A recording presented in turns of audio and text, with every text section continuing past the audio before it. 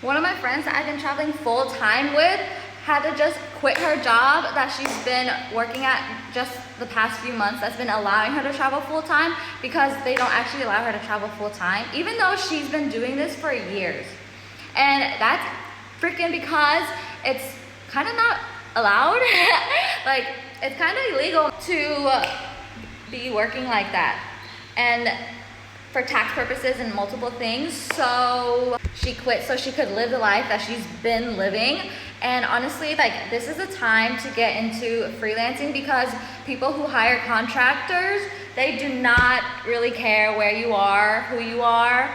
Yeah, they just want you to get the job done.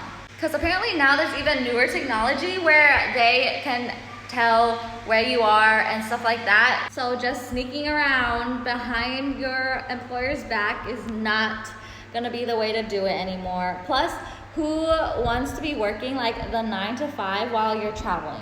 Why not just work your flexible hours? Because all you have to do is get the work done, okay? You don't have to necessarily get them done at a certain time.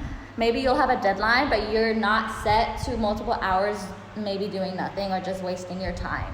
So if that's something you're into, make sure you follow me. And if you want to get on this freelancing path, DM me help or just your question or whatever, so that I can get you on the right path, because it's not looking good out there for remote jobs if you just want to travel.